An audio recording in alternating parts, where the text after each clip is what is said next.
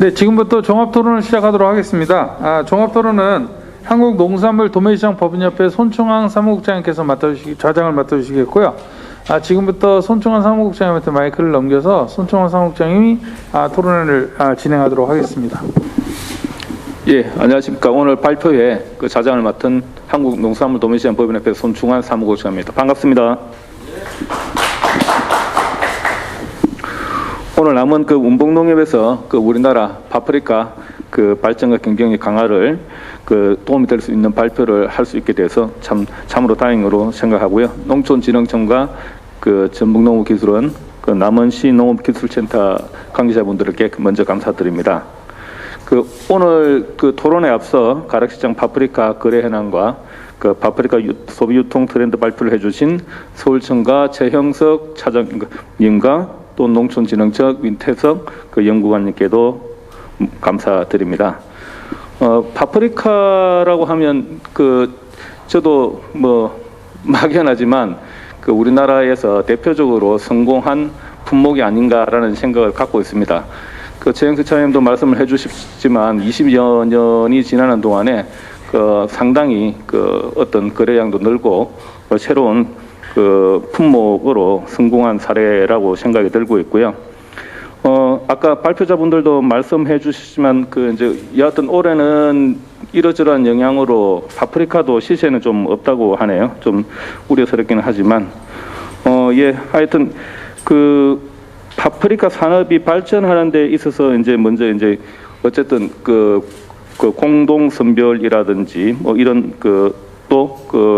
한국 파프리카 생산 자조회도 있고 관련된 수출 통합 조직을 통한 수출 이런 관리를 통한 어떤 경쟁력이 있지 않나라는 생각이 듭니다. 제가 알기로 또 한국농촌경제연구원의 간척 품목으로도 지정이 되고 있고 그만큼 중요성이 큰 것 같습니다. 7대 가채류 이외에도 파프리카가 가지와 함께 성장하는 품목으로 전해드리기 때문에 앞으로도 노력 여하에 따라서 더 경쟁력을 가질 수 있는 품목으로 생각합니다. 예, 사설이 좀 길었는데요. 그럼 지금부터 종합 토론을 시작하도록 하겠습니다. 오늘 먼저 발표 내용에 대해서 토론해 주실 분들을 소개해 드리겠는데요. 맨 왼쪽에 국립원예특작과학원의 하두종 연구관이십니다. 예.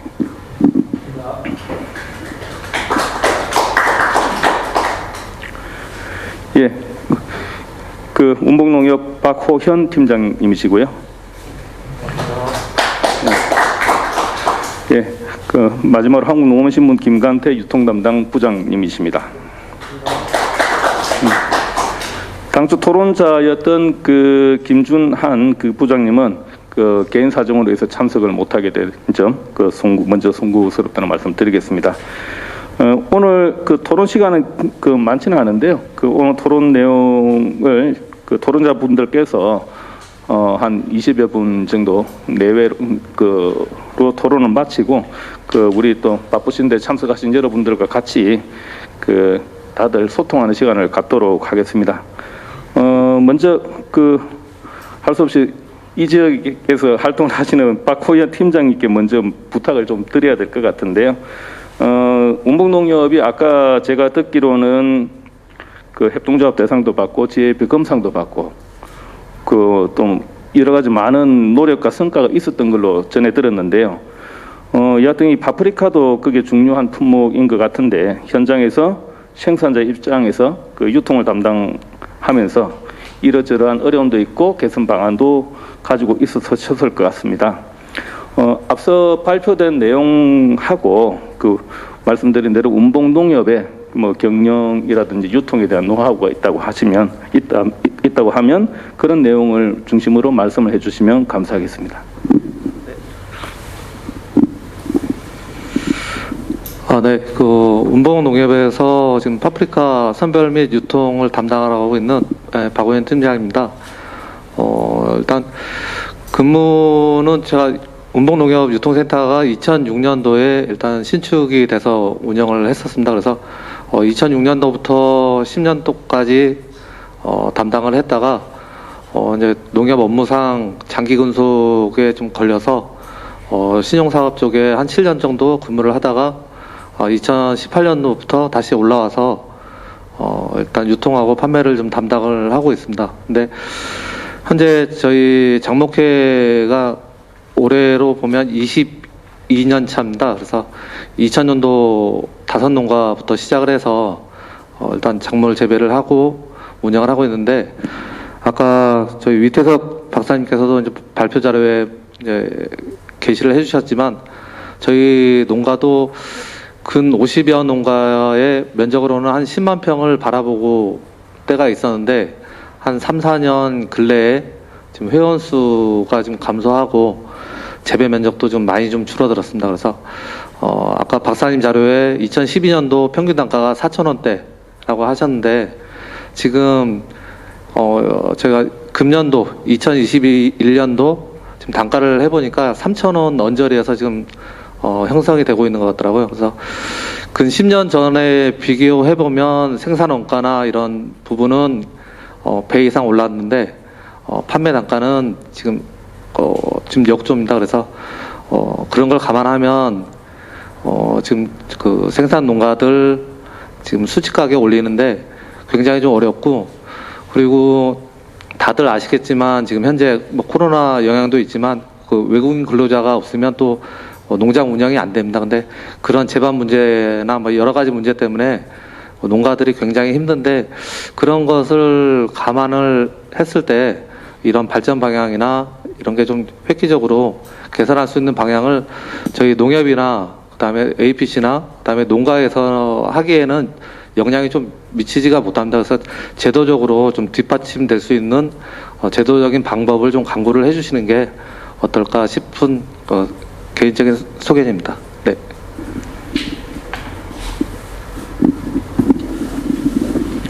예, 감사합니다. 팀장님께서는 지금 생산 농가가 이전보다 조금 감소를 했고, 과거 10년 전에 비해 단가가 물가나 이런저런 비용은 많이 드는데 오히려 단가는 좀 하락했다. 그리고 이런 파프리카가 성공한 품목임에도 불구하고 어려움이 있는데, 각 개별 농협이라든지 APC에서 하기보다는 제도적인 정책을 통해서 조금 더 개선 방안을 찾았으면 한다는 말씀을 중심으로 해주셨습니다. 다음은 하두종 연구관님께서 원예 특작학원에 근무하시는데요. 파프리카 신품종을 사계절 하우스에서도 재배하시는 걸로 알고 있습니다.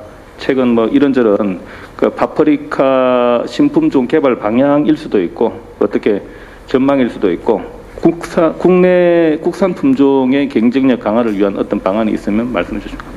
네, 방금 소개받은 농촌진흥청 국립원예 특작과학원에 근무하는 하두종입니다.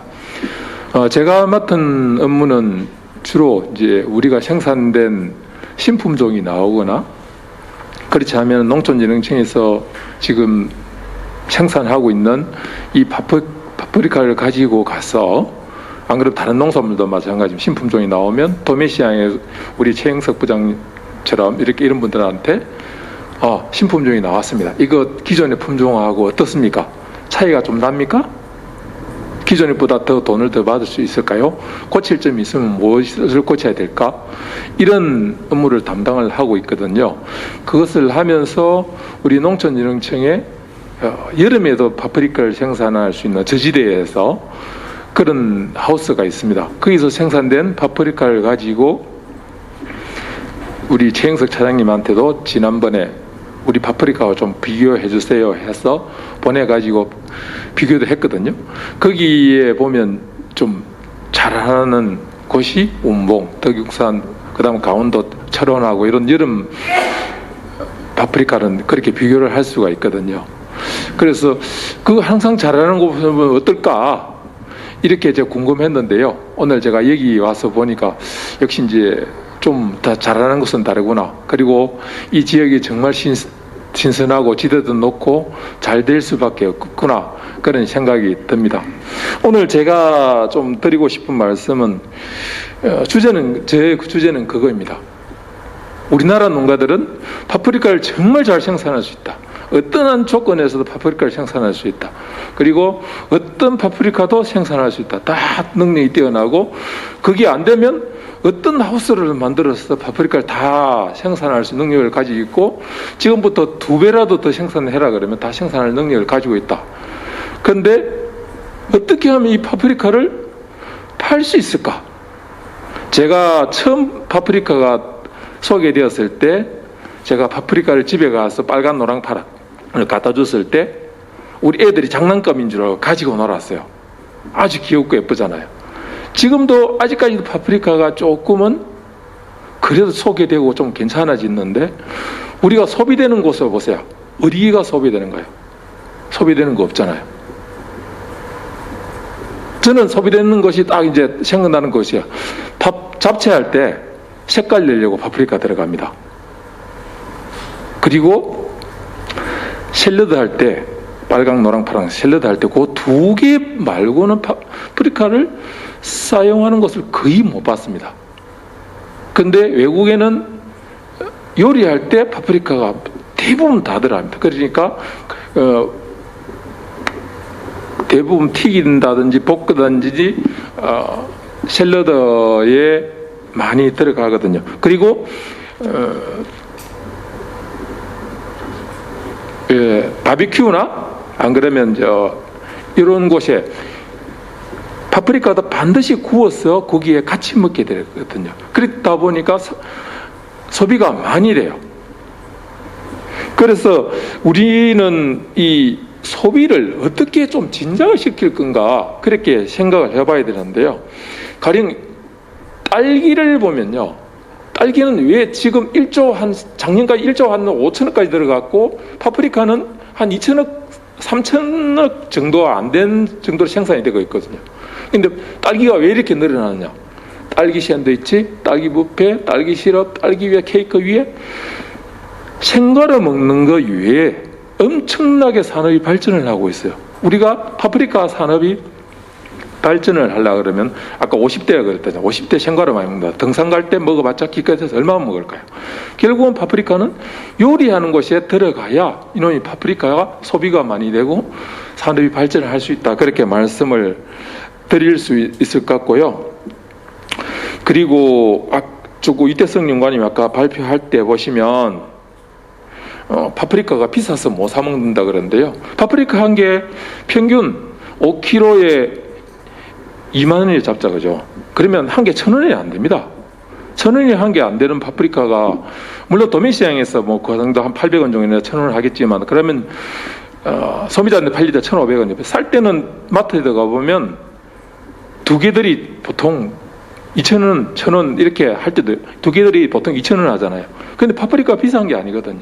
근데 결국은 비싸다고 느끼는 것은 내가 이 파프리카를 가지고 와서 소비할 용도가 많이 없다는 뜻이에요. 그래서 제가 좀 제안을 좀 해본다면 저는 그렇게 항상 느끼고 있었어요. 이 파프리카를 가지고 가서 소비자들이 어떤 용도로 사용할 수 있게 조금 우리가 정보를 줘야 된다.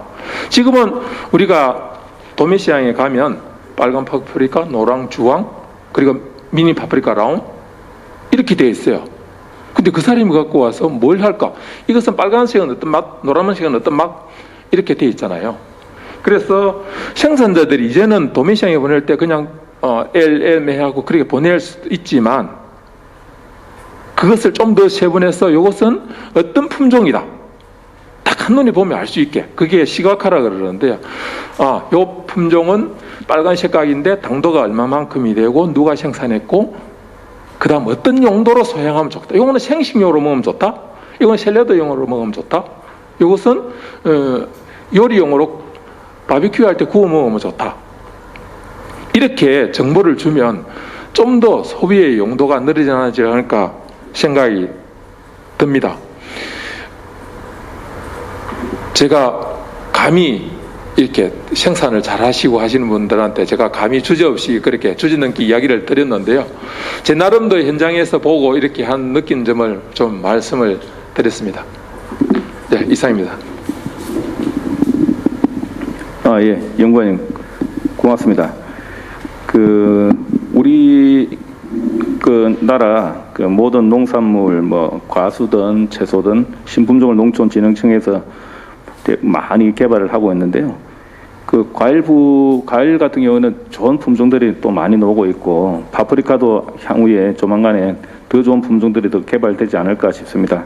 아까 위태석 연구관님도 말씀하셨지만 우리나라가 이제 그 8, 9월에 그 이제 그 예를 들어 경남이나 전남북이나 주로 출하되는 하절기 그 파프리카하고 그 강원 지역에서 출하되는 동절기 파프리카 사이에 그 이제 그 생산이 적게 되다 보니까 일본에서 수출도 안 되고 시세는 높고 수급은 안 되고 그런 문제도 있고, 그런 그 기간에 적합한 신품종을 개발하는데 노력하고 있는 것으로 알고 있습니다. 조만간에 그런 품종이 개발됐으면 하고요. 하두종 연구관님께서는 그 파프리카 판매와 더불어 소비 촉진 그 방안에 대해서 그 고민을 많이 하시는 것 같습니다. 그 우리나라 그 파프리카 생산량을 증가하는데도 아까 국내 유통량은 60%를 점유하고 있다는 것은 반대로 그 생산량이 증가하는 만큼 소비도 촉진되고 있는 방향이긴 인 것으로 이해는 됩니다. 다만 이제 좀 더 많이 소비를 촉진해서 파프리카 산업이 발전했으면 하는 말씀을 중심으로 해주셨습니다. 다음 김관태 부장님께서 그 주로 도매시장 출하하시고 이런저런 유통경로를 다니시면서 파프리카와 관련된 내용에 대해서 전반적인 말씀을 해주시면 감사하겠습니다. 네. 저도 뭐 다들 전문가들이시고 그러시니까 소비자의 관점에서 또 뭐 이렇게 취재하는 과정에서 간략하게 느낀 점 위주로 간단히 좀 말씀을 드리겠습니다. 그 박사님께서 방금 또 이 소비적인 측면, 어떻게 소비 활성화를 할 것인가에 대해서 또 여러 가지 말씀을 해주셨는데요. 전 개인적으로 파프리카 좋아하거든요. 그리고 집에서도 이제 아내가 요리를 할 때 이렇게 하다가 가끔 이렇게 이제 잘라서 남은 거 이렇게 먹고 하면 굉장히 달고 맛있고, 그래서 뭐 생식용으로 먹는 걸 굉장히 좋아합니다. 그런데 아까 이제 발표에서도 잠깐 나왔지만 파프리카를 이렇게 애써 이렇게 오늘은 파프리카를 먹어야 되겠다라고 이제 해서 마트에서 집는 경우는 사실 드물거든요. 그래서 이게 아까 뭐 요리하는데도 많이 쓰여야지만 저는 어떻게 보면 좀 더 또 다른 시각에서 이게 생식용으로 좀 더 홍보를 한다면 어떨까, 이런 생각이 이제 소비자 입장으로서는 좀 들었었고요. 제가 이제 파프리카 취재하면서 이 파프리카가 뭐 과일과 견져도 뒤지지 않을 만큼 비타민이나 이런 것들이 많다고 들었는데, 그런 것들을 좀 잘 홍보하고 한다면 이렇게 부재료가 아니라 주재료로서도 파프리카의 경쟁력이 있지 않을까, 이런 생각을 좀 소비자 입장으로서 좀 했습니다. 그다음 또 한 가지 말씀드릴 것은 이제 최근에 이제 작년부터 코로나 발생으로 이제 좀 뭐 국경도 봉쇄되고 여러 가지 물류 상황이 안 좋았었는데, 작년에 학교 급식도 중단되고 해서 한 하반기 때쯤인가요? 한농가 이제 전화가 와서 이제 급식도 안 되고 수출도 조금 어렵게 돼가지고 좀 어려움을 겪고 있다는 얘기를 저한테 하시더라고요. 근데 이게 뭐 식자재용이나, 그러니까 일반 소비 말고도 식자재용이나 수출용 쪽으로 비중이 좀 크다 보니까 이게 좀 여러 가지 어떤 상황이 발생했을 때 판로가 막히는, 유통 경로가 막히는 그런 상황이 좀 발생해서 농가들이 좀 어려움에 처한 경우들을 봐가지고 이게 파프리카 같은 경우에 수출국이 지금 일본 쪽으로 많이 나가는데, 다른 뭐 중국이나 아니면 요즘에 뭐 베트남이나 다른 쪽에 홍콩이나 이런 데 쪽으로 수출국을 좀 다변화하는 것이 향후 또 있을지 모르는 또 어려움에 대비도 하고, 또 그 파프리카의 외연을 더 확장해 나갈 수 있는 그런 준비도 필요하다고 좀 생각을 하거든요. 아까 이제 말씀하셨듯이 정말 우리나라 농가 파프리카 정말 최고급으로 생산을 하는데, 앞으로 좀 더 여러 나라에서 우리나라 파프리카를 많이 먹는 계기가 좀 많이 만들어졌으면 좋겠다는 바람을 전하면서 저는 여기까지 마치겠습니다. 예, 고맙습니다. 그 김관태 부장님께서는 그 이제 파프리카가 좋은 그 식품으로서 그 장점이 많기 때문에 부재료가 아니고 주재료로도 얼마든지 활용할 수 있으니 그런 이제 그 활용 방안에 대한 말씀과 함께 그 일본 수출국이 일본으로 거의 뭐 한정되어 있다시피 하게 되어 있는데 제한된 범위 내에서 수출되고 있는데 이제 그 다른 나라에도 그 이제 수출을 할 수 있는 그 방법을 좀 그 찾아보자라는 제안을 아닌 그런 말씀을 해주셨습니다. 혹시 팀장님 그 하나 좀 여쭤봐도 될까요? 이게 수출을 일본으로 지금 저 중심으로 하고 있는데요. 그 다른 동남아일 수도 있고 딸기 같은 수출을 많이 하잖아요. 그 일본 외에 다른 나라에 대한 그런 뭐 자조해도 있는데 뭐 좀 방안을 좀 찾고는 있는가요? 저기 이제 운봉 산지가 작년에 중국으로 저기 대한민국 파프리카 수출을 하는데 첫 번째 수출을 저희 산지에서 했었습니다. 그리고 금년에 베트남으로 그 수출을 하는 것도 이제 저희 산지에서 나온 물건으로 첫 수출을 일단 시행을 하긴 했는데요. 이제 시작의 발걸음이 좀 미미하긴 하지만 이제 앞으로 정책적으로나 이게 저기 활성화를 좀 시키는 게 어떻게 보면 저 연구 방안이긴 하는데 아직까지 일본 시장만큼의 메리트가 있을 만큼의 이런 소득 보전이나 가격 협상이 되지가 않기 때문에 그리고 또 일본 같은 경우에는 당일 선적해서 그 다음날 말하자면 이게 그 바이어한테 풀리는데 이런 저기 베트남이나 중국 같은 경우에는 일단은 선적하고도 한 15일 정도 이렇게 길면에서 소요가 되다 보니까 아무래도 이제 신선식품 관련해서 수출하는 게 굉장히 좀 어려운데 이런 부분을 저희 산지나 이런 그 수출업체 쪽에서 강구할 수 있는 방안을 가지고는 좀 부족한 것 같습니다. 그래서 정책적으로 이게 뭐 이런 수출 물류비나 이런 부분에서도 좀 반영이 될 수 있는 부분만큼 지원이 좀 필요하지 않을까 싶습니다. 그래서 똑같은 가격을 가지고 일본으로 나가는 거하고 베트남이나 뭐 그 중국으로 나가는 거하고 또 생산 농가 입장에서는 별반 차이가 없다 보니까 가격을 손해 보면서까지 수출을 주도적으로 좀 할 수 없는 입장이다 보니까 일단 그렇습니다. 예, 팀장님 고맙습니다.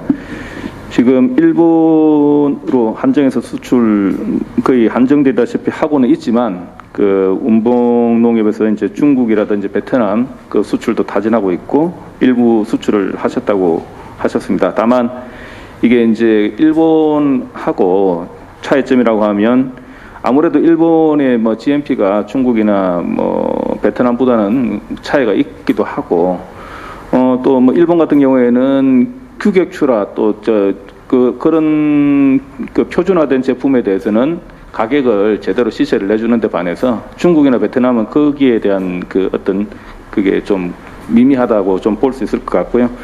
특히나 유통기한의 문제를 지적해 주셨습니다. 이런 수출 문제는 아무래도 그 산지 농협에서 뭐 개별적으로 하기보다는 아까 말씀하신 대로 정책적, 제도적 뒷받침을 통해서 같이 공동으로 하는 것도 하나의 방법일 것 같습니다.